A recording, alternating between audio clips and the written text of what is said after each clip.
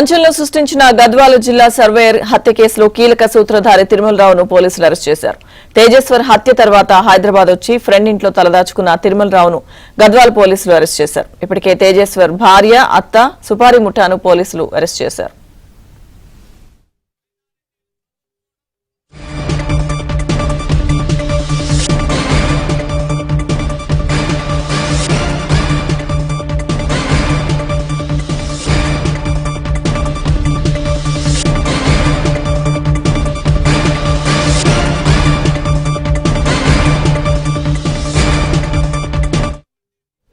సంచలనం సృష్టించిన గద్వాల జిల్లా సర్వేయర్ హత్య కేసులో కీలక సూత్రధారి తిరుమలరావును పోలీసులు అరెస్ట్ చేశారు. తేజేశ్వర్ హత్య తర్వాత హైదరాబాద్ వచ్చి ఫ్రెండ్ ఇంట్లో తలదాచుకున్న తిరుమలరావును గద్వాల పోలీసులు అరెస్ట్ చేశారు. ఇప్పటికే తేజేశ్వర్ భార్య, అత్త, సుపారి ముఠాను పోలీసులు అరెస్ట్ చేశారు.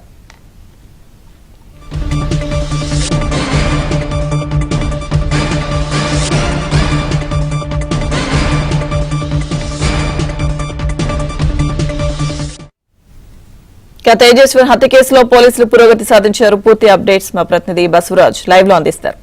బసవరాజ్,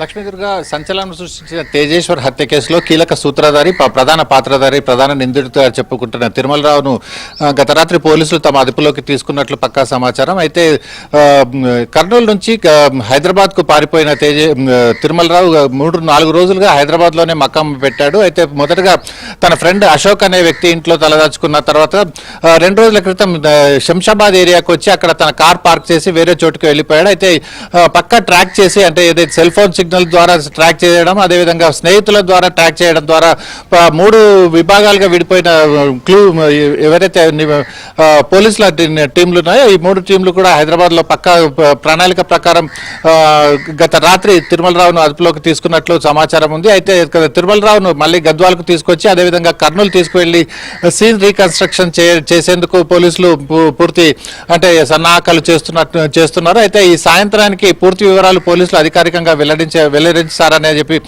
సమాచారం ఉన్నప్పటికీ తిరుమలరావు ఏదైతే పక్కా పెద్ద ఎత్తున ప్రణాళిక రచించారని చెప్పొచ్చు. తేజేశ్వర్ హత్య చేసిన అనంతరం ఐశ్వర్యను తీసుకుని లడాక్ వెళ్లేందుకు పూర్తి సిద్ధం చేసుకున్నాడు. అయితే లడాక్ వెళ్లి అక్కడనే ఐశ్వర్యతో సహజీవనం చేసేందుకు పూర్తి ఏర్పాట్లు చేసుకున్నాడు. ఇందుకోసం అతడే పనిచేస్తున్న బ్యాంకు ద్వారా 20 లక్షల రుణాన్ని కూడా తీసుకున్నాడు. 20 లక్షల రుణంలో 2 లక్షల రుణం ఏదైతే తేజేశ్వర్ను చంపిన వారికి అందజేయడం జరిగింది, బ్యాంక్ ట్రాన్స్ఫర్ చేయడం జరిగింది. మిగతా 18 లక్షలు తన తల్లి అకౌంట్లోకి ట్రాన్స్ఫర్ చేసుకున్నాడు. తన తల్లి అకౌంట్కి అయితే అనుమానం రాకుండా ఉంటుందన్న నేపథ్యంలో తల్లి అకౌంట్కు ట్రాన్స్ఫర్ చేశాడు. అయితే ఈ మొత్తం తతంగాన్ని పసిగట్టిన పోలీసులు ఫస్ట్ పూర్తి తన తల్లి అకౌంట్ను కూడా ఫ్రీజ్ చేయడం జరిగింది. తిరుమలరావుకు ఎటువంటి పరిస్థితుల్లో ₹1 కూడా దక్కకుండా ఆర్థికంగా ఫ్రీజ్ చేసి కట్టుదిట్టం చేయడంతో ఎటు వెళ్ళలేని పరిస్థితిలో తిరుమలరావు హైదరాబాద్లోనే ఉండిపోయాడు. అయితే హైదరాబాద్లో ఉన్న సమాచారాన్ని పక్కగా తెలుసుకున్న పోలీసులు నిన్న రాత్రి అతన్ని అదుపులోకి తీసుకున్నారు. ప్రస్తుతం కర్నూలు వెళ్లి అదేవిధంగా ఎవరైతే నిందితులు సుపారి గ్యాంగ్ ఉందో దాంట్లో నాగరాజు కావచ్చు, రాజు కావచ్చు, వీరిద్దరిని కూడా తీసుకువెళ్లి అక్కడ సీన్ రీకన్స్ట్రక్షన్ చేయడం, అదేవిధంగా సాయంత్రానికి పోలీసులు కీలక ప్రకటన చేసే అవకాశం ఉంది.